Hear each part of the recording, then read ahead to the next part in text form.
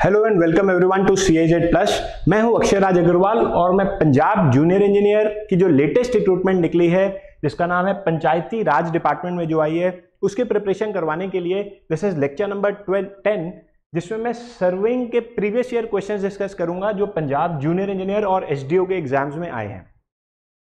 तो इससे पहले भी हम बहुत सारे क्वेश्चंस ऑलरेडी डिस्कस कर चुके हैं।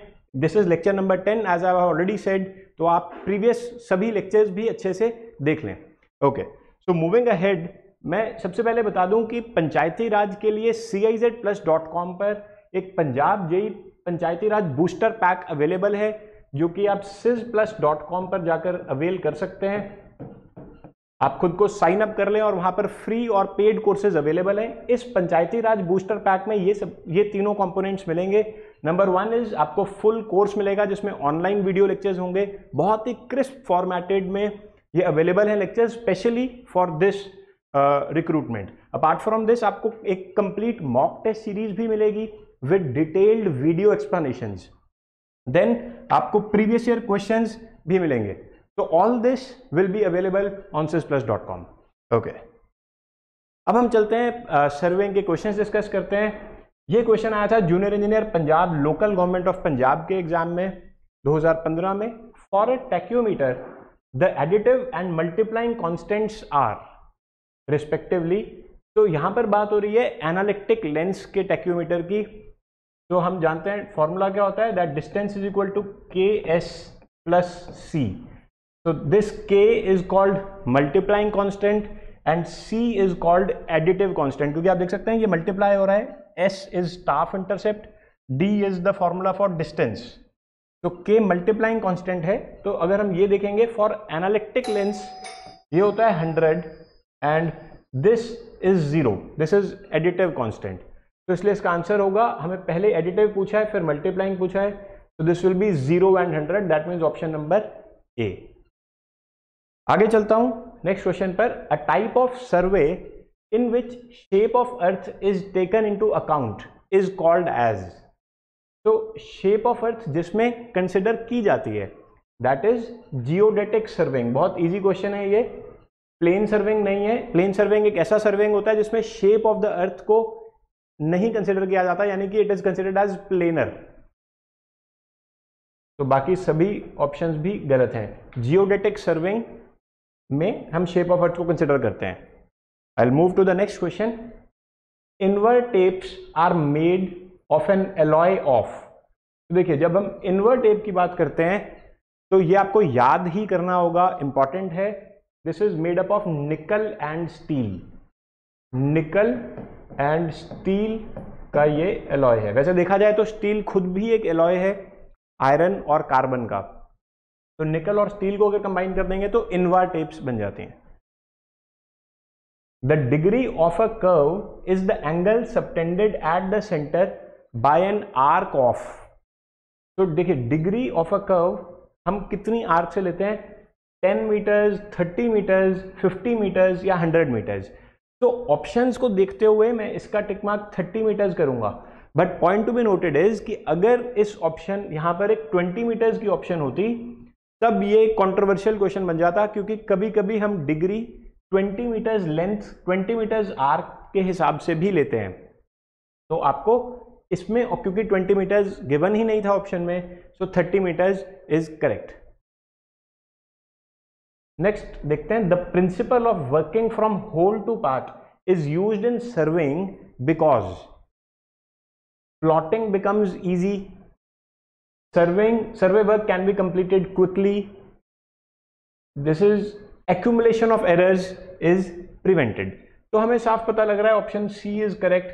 हम working from whole to part क्यों करते हैं, because we want to prevent the accumulation of errors, मतलब एरर्स एक्यूमुलेट ना कर जाएं, इकट्ठी ना हो जाएं। ठीक है, working from whole to part का मतलब क्या है कि जैसे सपोज आपको पूरे इंडिया का सर्वे करना है, सपोज ये इंडिया छोड़ देते हैं, सपोज ये एक सिटी है, ये एक सिटी का अगर आपको सर्वे करना है तो आप क्या करेंगे, आप पहले एक सिटी का टोटल ओवर बाउंड्री बनाओगे, उसके बाद आप एक पर्टिकुलर रीजन को कंसिडर करोगे, इस रीजन की बाउंड्री बनाओगे, फिर आप इस रीजन के पर्टिकुलर एरिया पर जाओगे। तो इसका मतलब क्या है, पहले आपने होल फिर उसका एक पार्ट, फिर उसका एक छोटा पार्ट, तो this is called whole to part. तो इसमें एक्यूमुलेशन ऑफ एरर्स प्रिवेंट होती है।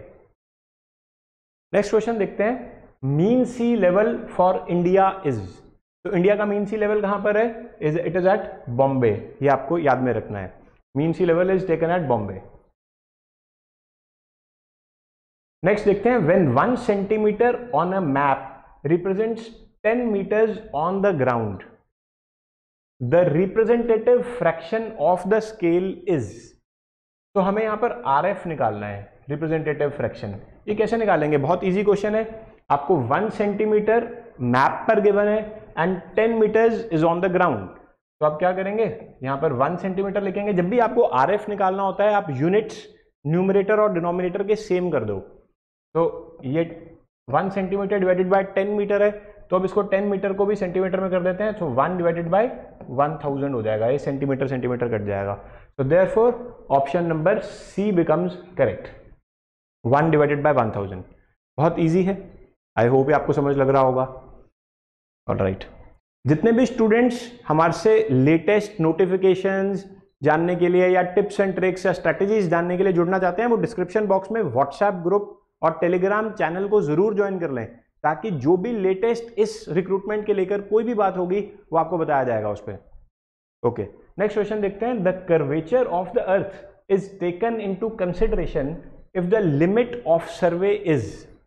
अब देखिए, हमें कर्वेचर ऑफ द अर्थ अगर कंसिडर करना है, इसका मतलब बात हो रही है जियोडेटिक सर्वेइंग की, और जियोडेटिक सर्वेइंग हमेशा लार्जर एरियाज में किया जाता है।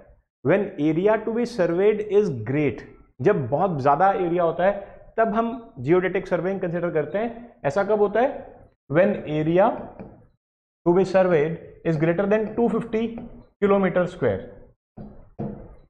तो इसका मतलब ये क्या होगा? Option number B, more than 250 kilometre square. ठीक है, ओके। नेक्स्ट देखते हैं, if the staffs are not held vertical at the levelling, अगर लेवलिंग करते हुए स्टाफ को वर्टिकल नहीं रखा, लेट से इंक्लाइंड रखा, ये वर्टिकल है और ये इंक्लाइंड है, at the levelling station the reduced level calculated from the observation would be true RL, more than RL, more than true RL, या लेस देन ट्रू RL, या नन। तो एक अच्छा क्वेश्चन है, आपको जस्ट बेसिक कंसेप्ट क्लियर होना चाहिए। देखिए, सपोज कि हमारे पास ये है ग्राउंड लेवल, लेट से ये मैंने ग्राउंड लेवल ले लिया, मतलब ये दोनों स्टेशंस का सेम RL है लेट से। अब यहां पर मैंने स्टाफ को वर्टिकल रखा और यहां पर मैंने स्टाफ को इंक्लाइन कर दिया, एंड लेट से कि मैं हाइट ऑफ इंस्ट्रूमेंट ये रेड कलर से बनाता हूं, let this be the height of instrument. तो अब आप देख रहे हो कि हाइट ऑफ इंस्ट्रूमेंट तो अपनी जगह पर सेम है, बट यहां पर जो रीडिंग आएगी, लेट से ये रीडिंग आती है 5 मीटर, ये नॉर्मल स्टाफ की है। तो इंक्लाइंड स्टाफ पर ये रीडिंग 5 मीटर से कुछ ज्यादा आएगी, हम मान सकते हैं कि ये 5.5 मीटर आएगी, मतलब ये क्योंकि इंक्लाइंड है।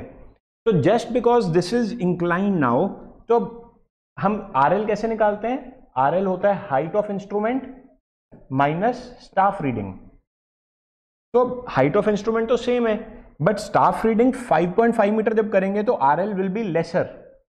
ठीक है, सो अब क्वेश्चन में पूछा गया है, if the staff is not held vertical, तो जो RL आएगा वो कम आएगा than true RL, that means option number C will be correct, less than true RL।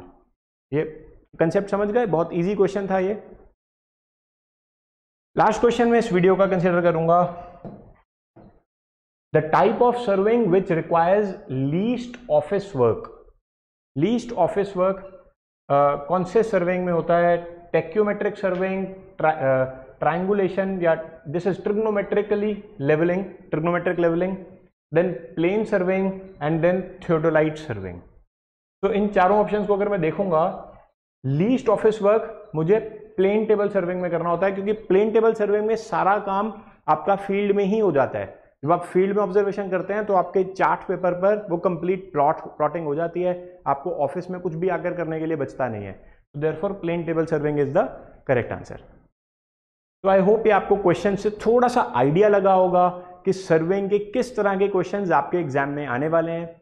अगर अच्छी लगी है वीडियो तो इसको लाइक करना मत भूलें, and do not forget to share it among your friends and also अभी तक आप इस चैनल को सब्सक्राइब जरूर कर चुके होंगे एंड sizplus.com पर जाकर पंजाब जेई बूस्टर पैक आपकी हेल्प करने के लिए बिल्कुल तैयार बैठा है। तो go to sizplus.com and all the best.